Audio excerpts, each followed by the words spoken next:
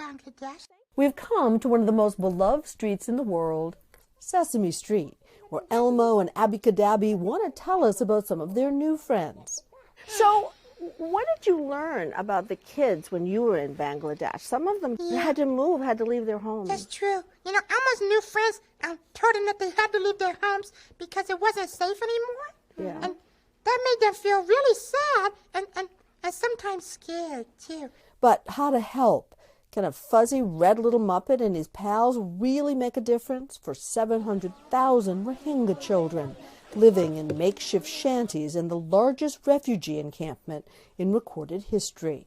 You know, Elmo told them that when Elmo's feeling sad, one thing that helps is to give a big belly breath like this. Can we all do it together? A belly breath? Okay. Yeah, How do we do it? Before. Okay, breathe in. Okay.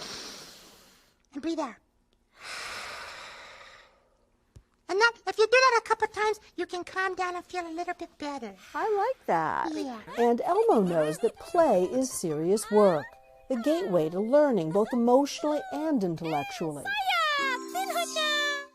Especially important for these children, refugees from the genocide in Myanmar, children without a country to call home. You know, we're proven educators. Sherry Weston is the president of Social Impact for Sesame Workshop. Together, we traveled to the Rohingya camps in Bangladesh in February, just days before the COVID lockdown. Just as far as the eye can see, you see nothing but tents. Over 1 million people in this one camp. Many of these children have experienced unthinkable horrors. Weston is convinced without massive intervention by Sesame and their partners, this will likely become a generation who cannot read or write or do simple math. So early childhood education, you're a real evangelist for this, and I've come to know a lot about the science behind it. Well, the thing is, you know, there is so much science to show that if a child is exposed to traumatic experiences and prolonged stress, that it literally debilitates brain development. For us to reach children in those critical early years, but especially children who've experienced trauma, you know, we can play a significant role. With less than 3% of humanitarian funds worldwide spent on education, Sesame's role is critical.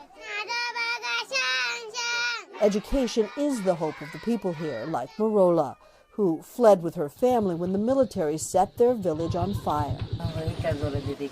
We thought we would be killed. She is determined her grandchildren will learn to read and write. They attend what's called a humanitarian play lab. After going to school, she's getting smart.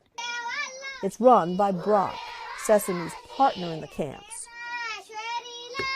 You know, BRAC is actually the largest NGO In the world. in the world. We visited on a special day, the children's first look at an Elmo video.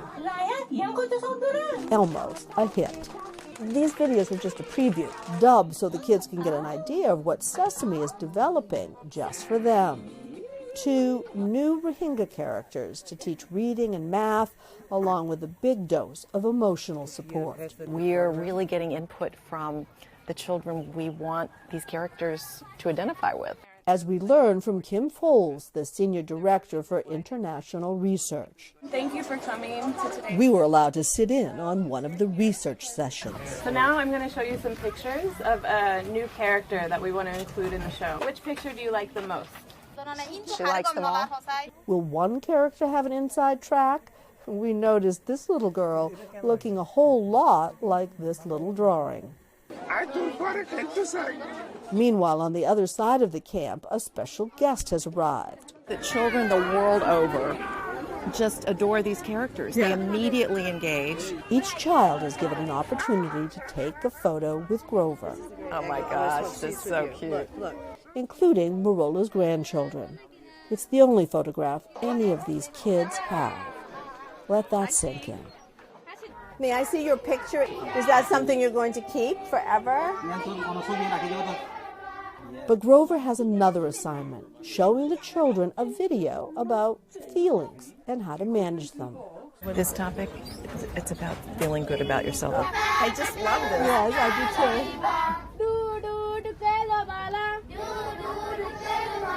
do too. You know, all of this is about harnessing the power of play and also to be able to identify emotions and build the social emotional skills they need for resilience. This morning, 10 months after our trip and half a world away, we are about to reveal for the very first time 2 new Sesame characters. Meet 6-year-old Rohingya twins, Noor and Aziz, part of a $200 million bet on the future. This is not an inexpensive venture that you've undertaken. For 50 years, we've been addressing really challenging issues from the lens of a child. You know, whether it was in South Africa with the first ever HIV-positive Muppets, girls' education in Afghanistan. And now, with a worldwide crisis of child refugees, nearly 34 million children, Sesame is sure they have a role to play. If we can help those children get off on the right start where they can thrive, then they have so much more chance of succeeding later on. If we invest in reaching young children in humanitarian settings, it will change the world. No doubt in your mind about that. No doubt. No, absolutely no doubt.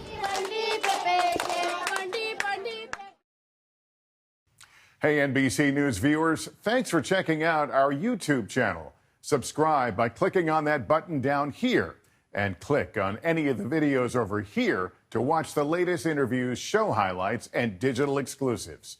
Thanks for watching.